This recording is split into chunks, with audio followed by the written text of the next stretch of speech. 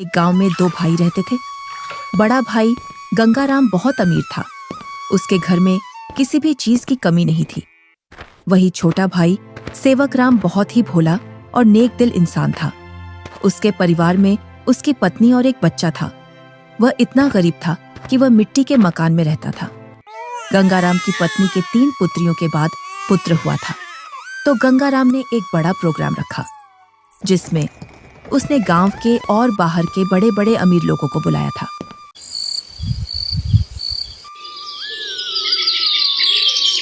सुबह से ही गंगाराम के घर के चारों ओर चहल पहल थी। कहीं पकवान बन रहे थे तो कहीं बच्चे खेल रहे थे और कहीं मेहमान आ रहे थे। गंगाराम के घर के चारों ओर खुशी का माहौल था। धीरे धीरे चारों ओर के मेहमान आ गए, पर आपके छोटे भैया सेवक कहीं दिखाई नहीं दे रहे हैं। अभी तक आए नहीं। आपने गांव में सबको बुलावा दिया है ना? अरे हाँ, बुलाया है उसको। आता ही होगा अपने बच्चों के साथ। तू यहीं रुक और मेहमानों को देख। मैं अभी आता हूँ व्यवस्था देखकर।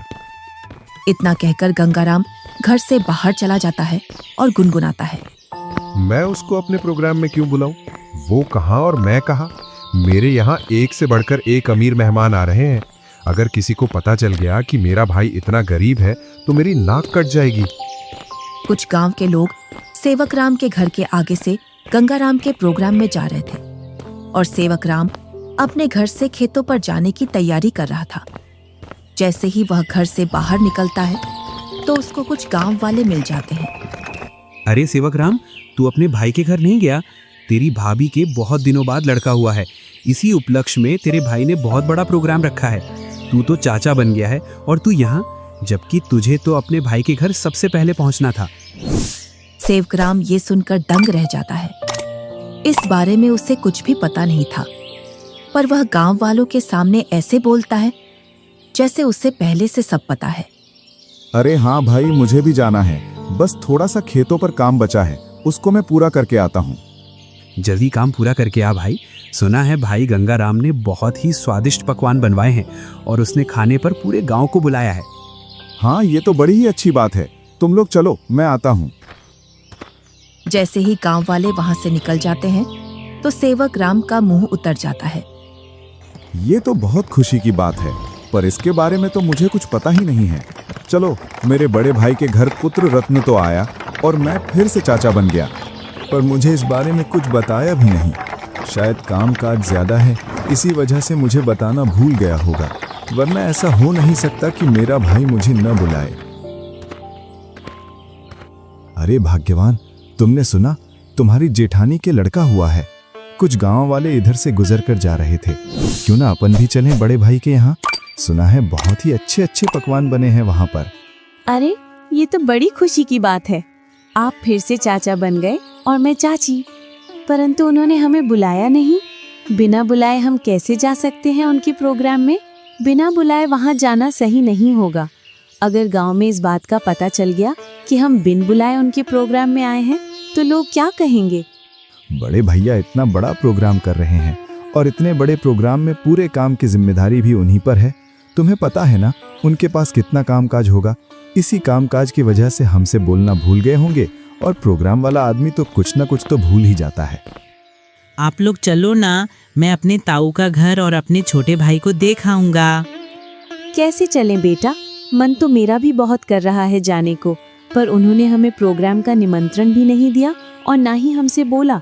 उन्होंने फिर किस मुंह से उनके प्रोग्राम में जाएं? क्या हम अपने छोटे भाई से मिलने नहीं जाएंगे पापा? क्यों नहीं, हम जरूर चलेंगे आपके छोटे भाई से मिलने के लिए। क्यों आप छोटे बच्चे को झूठी तसल्ली दे रहे हो? तुम्हें पता है ना, तुम्हारे बड़े भाई हमें उनके बराबर नहीं समझते हैं, तभी तो उन्होंने हमें प्रोग्राम में नहीं बुलाया है। तुम तो सदा गड़े मुर्दे उखाड़ती हो। ऐसा नहीं है, वो हमको चाहते हैं। वो तो कामकाज की वजह से बुलाना भूल गए हैं। तुम्हें लग रहा है कि भैया तुम्हें बुलाना भूल गए हैं तो तुम जाओ। बिन बुलाए मैं नहीं जाने वाली कहीं। मैं तो खूब खुश हूँ अपने घर में। आपको जाना है तो जाओ। ठीक है, मैं और मुन्ना चले जाते हैं। तुम्हें नहीं जाना तो मत चलो। आप जा रहे हो तो जाओ, पर उधर से जल्दी लौट कर आना। सेवकराम और उसका बच्चा प्रोग्राम में जाने के लिए तैयार हो जाते हैं। अब तुम प्रोग्राम में जा रहे हो तो बच्चे को देने के लिए कुछ तो ले जाना पड़ेगा। हाँ, बहुत देर से मैं भी यही सोच रहा था, बच्चे के लिए क्या ले जाऊं, और बाजार से ले जाने के लिए मेरे पास पैसे भी नहीं हैं। आप तो ये लकड़ी का झूला ले जाओ जो तुमने मुन्ना के लिए बनाया था। अब मुन्ना के कुछ काम का नहीं है। हाँ, यही ले जाता हूँ, इसमें बच्चा खूब आराम से सोएगा। सेवक राम उस झूले को उठाकर चल देता है और उसके साथ में उसका लड़का भी चल देता है।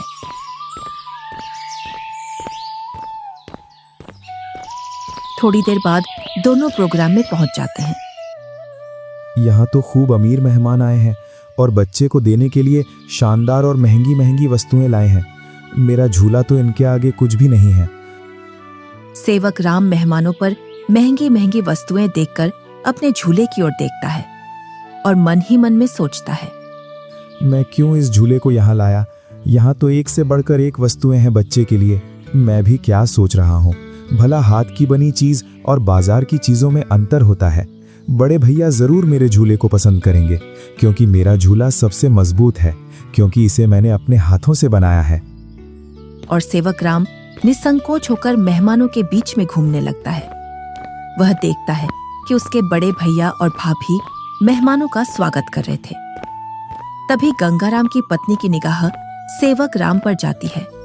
तब वह गंगाराम से बोलती है, अरे भैया और मुन्ना तो आ गए, पर देवरानी नहीं दिख रही है। कहाँ आ गए? मुझे तो कहीं दिखाई नहीं दे रहे। वो रहे मेहमानों के बीच में। इधर सेवक राम के पास कुछ मेहमान आ जाते हैं। उसकी वेशभूषा देखकर मेहमान सेवक राम से पूछते हैं, अरे तुम कौन हो और ये कैसी वेशभूषा पहनकर आए हो और ये लकड़ी का झूला लेकर आए हो इस जमाने में? चलो तुम अपना परिचय दो, तुम कौन हो और यहाँ क्या कर रहे हो? इतना सुनकर सेवक राम संकोच में पड़ जाता है और मन ही मन सोचता है, अगर मैं इन्हें ये बताऊं कि मैं गंगाराम का छोटा भाई हूं तो ये लोग क्या सोचेंगे? एक भाई इतना अमीर और एक भाई इतना गरीब कि वो प्रोग्राम में एक जोड़ी कपड़ा भी सही से पहनकर नहीं आ सकता है। इससे अच्छा तो मैं झूठ बोल दूं। मैं गंगाराम जी का मजदूर। अरे तुम इतना क्यों घबरा रहे हो? डरो मत, बेझिझक होकर बोलो। गंगाराम जी का मैं मजदूर मैं छोटा भाई हूँ। वह बहुत कोशिश करता है झूठ बोलने की, लेकिन उसके मुंह से सच निकल जाता है। क्या बोल रहे हो? तुम्हें पता है ना तुम गंगाराम जी को अपना भाई बता रहे हो? तुम्हें पता है ना वो कहाँ और तुम कहाँ? अपने आप को देखो और उनका प्रोग्राम देखो। इतने में ही गंगाराम वहां आ जाता है और बोलता है, क्या बोल रहा है ये?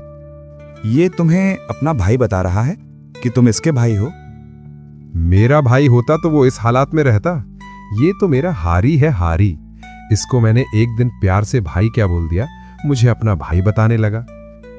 इतना सुनकर सेवक राम अपना सिर झुका लेता है। आप प्रोग्राम का आनंद लीजिए। चलो मैं और मेहमानों से मिलता हूँ। जी आप मिलिए, हम भी और परिचितों से मिल लेते हैं। चलो तुम यहाँ से बाहर चलो, मुझे तुमसे कुछ बात करनी है। दोनों भाई एकांत में चले जाते हैं। जब तुम्हें पता है मेरे यहाँ एक से बढ़कर एक मेहमान आए हैं, फिर भी तू प्रोग्राम में घुस आया मेरी नाक कटवाने के लिए। और ये क्या लेकर आया है मेरे लड़के के लिए? लकड़ी का झूला। इस झूले में सोएगा मेरा लड़का। मेरा लड़का तो मखमल के झूले में सोएगा। किसमें? मखमल के झूले में। जा यहाँ से, मुझे दिख मत जाना अब इस प्रोग्राम में। अगर कुछ खाना बचेगा तो मैं सुबह भिजवा दूंगा तेरे घर पर। और हाँ, साथ में अपने लड़के को भी ले जाना यहाँ से। मुन्ना की माँ ठीक बोल रही थी कि बिन बुलाए वहां मत जाओ। मेरी ही गलती है जो मैं बिन बुलाए यहाँ आ गया। सेवक राम अपने बच्चे को लेकर अपने घर की ओर चल देता है, बड़े ही उदास मन से। इतने में ही बच्चा बोलता है, पापा, हम छोटे भैया से भी तो नहीं मिले और आप इतनी जल्दी घर चल रहे हो। सेवक राम थोड़ी हिम्मत करके अपने लड़के से बोलता है, बेटा हम शाम को आएंगे। खेतों पर कुछ काम बाकी रह गया था, वो मुझे याद आ गया है। उसे करके मैं आ जाऊंगा। उसके बाद चलेंगे हम तेरे छोटे भाई से मिलने के लिए। दोनों घर पहुंच जाते हैं।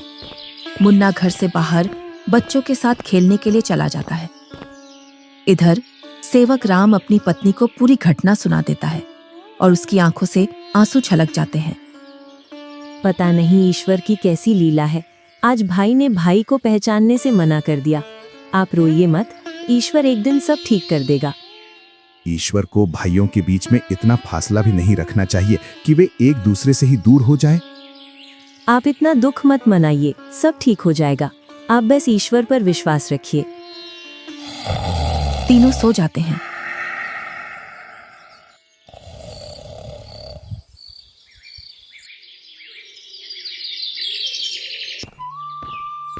दूसरा दिन गंगाराम के दरवाजे को कोई बजाता है।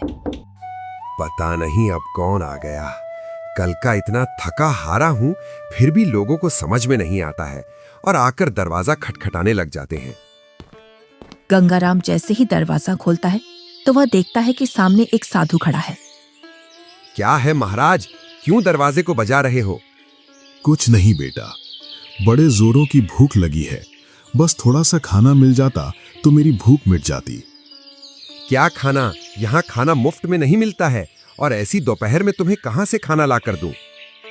बेटा, घर में कुछ तो होगा, उसमें से ही कुछ खाने को दे दो जिससे मेरी भूख शांत हो जाए।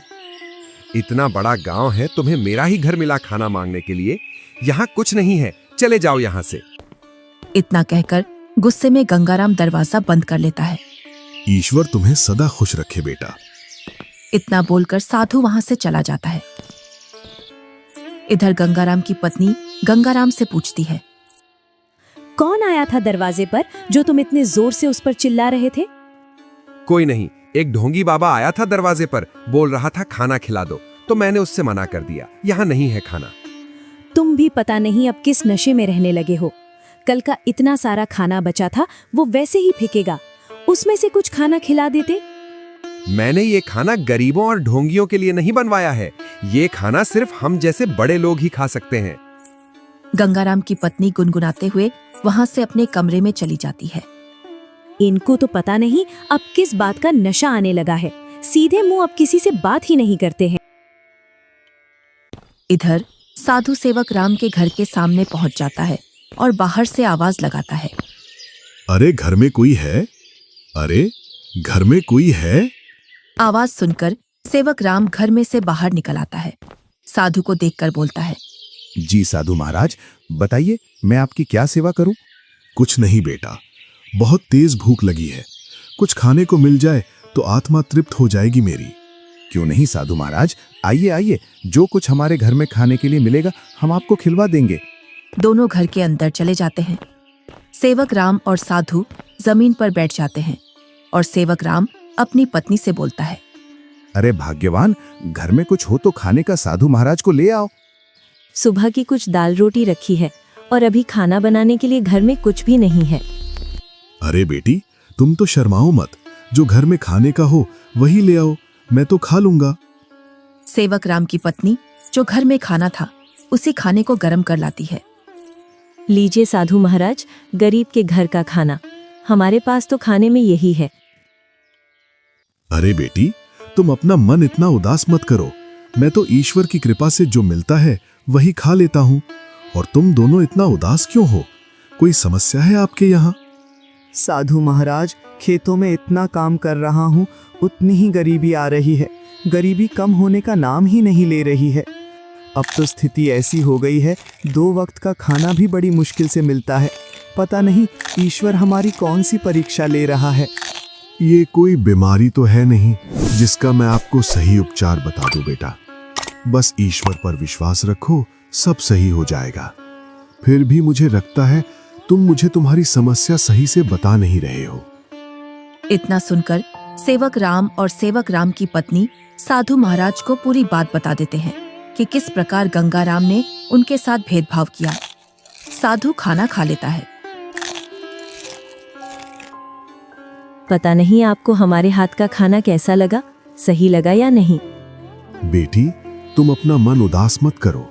तुम तो अन्नपूर्णा हो और तुम्हारे हाथ का खाना बहुत ही स्वादिष्ट है। इतना सुनकर सेवक राम की पत्नी खुश हो जाती है। तुमने बेटा आज मेरी आत्मा तृप्त कर दी है।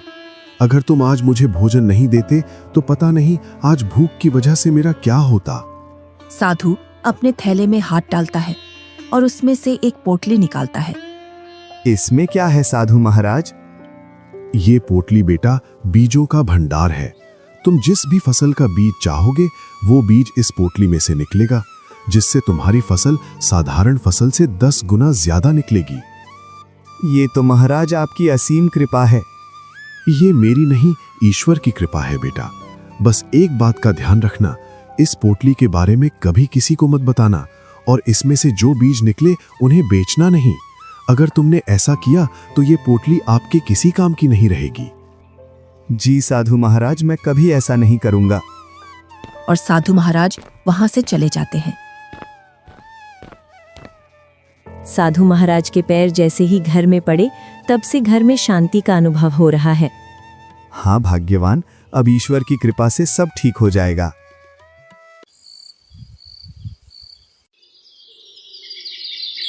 जैसे ही सेवक राम ने अपने खेतों में उन बीजों की बुआई की तो चारों ओर सेवक राम की फसल के ही चर्चे थे।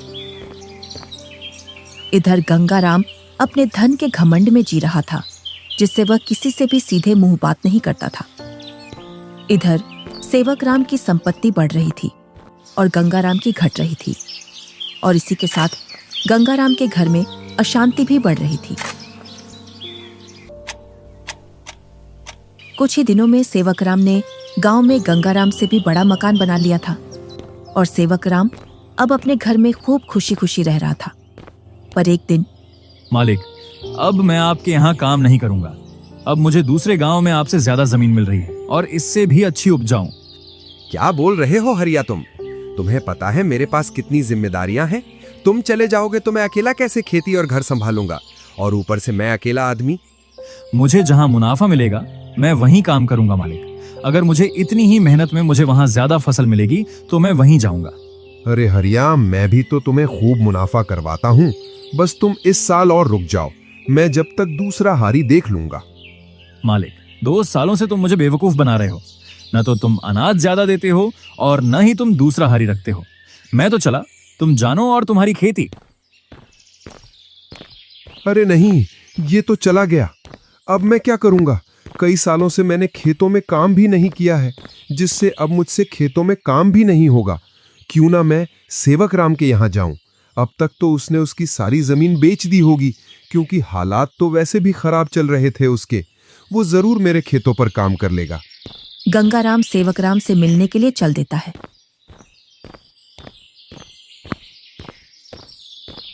जैसे ही वह उसके घर के सामने पहुंचता है तो वह सेवक राम के घर को ढूंढने के लिए उस मोहल्ले में चारों ओर घूम जाता है। इधर ही थी उसकी झोपड़ी, पता नहीं किधर गई। बहुत देर से ढूंढ रहा हूं, मिल नहीं रही है। तभी वहां से एक गांव का व्यक्ति गुजर कर जा रहा था तो गंगाराम उस व्यक्ति से पूछता है, अरे भैया, सेवक राम की झोपड़ी थी यहाँ, वो कहाँ है? कितने दिनों बाद आ रहे हो भैया इधर? शादी के बाद अब आया हूँ इधर। इसीलिए तो तुम्हें वो झोपड़ी नहीं मिल रही है। अरे भैया, तुम जो सामने मकान देख रहे हो बहुमंजिला, यही घर है सेवक राम का। ये कैसे हो सकता है? 2 साल पहले तो ये गरीब हुआ करता था। हाँ भैया, 2 साल पहले गांव में सबसे गरीब व्यक्ति यही था। पता नहीं भैया, इसने खेतों में कौन सा खाद डाला है जिससे इसकी पैदावार सबसे ज्यादा निकलती है।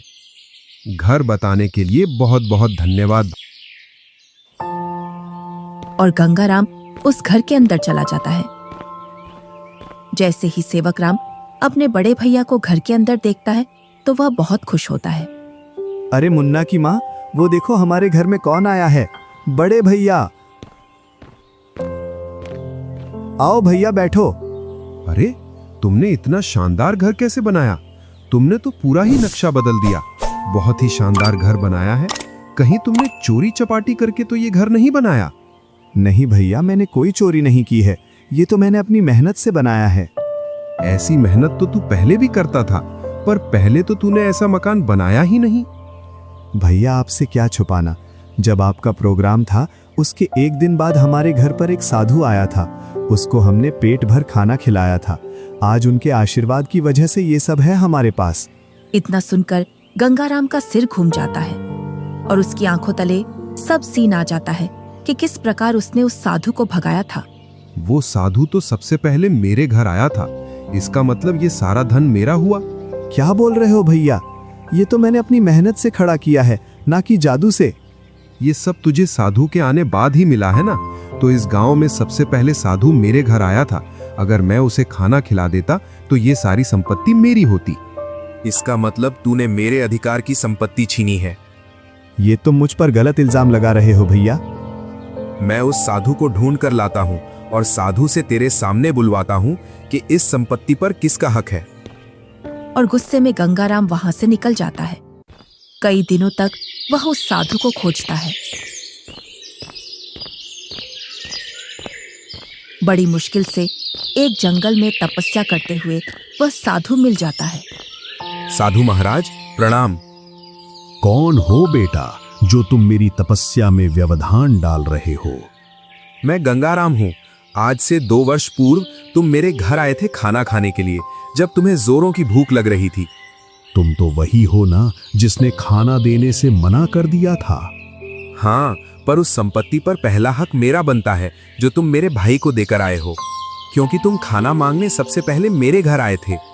कौन सी संपत्ति? मैंने तो उसे सिर्फ आशीर्वाद दिया था, क्योंकि उसने बड़े ही सम्मान के साथ खाना खिलाया था, और वो धन तो उसकी मेहनत और ईमानदारी का फल है। इतना सुनकर गंगाराम गुस्से में साधु से बोलता है, साधु, तुम मेरे साथ अन्याय कर रहे हो, क्योंकि उसकी संपत्ति पर पहला अधिकार मेरा है, क्योंकि तुम सबसे पहले मेरे द्वार पर आए थे। अगर तुम मुझे ये पहले ही बता देते कि मैं तुझे और भी अमीर बना दूंगा, तो मैं तुम्हें उससे भी अच्छा भोजन कराता। उसने क्या खिलाया होगा आपको? सूखी रोटी?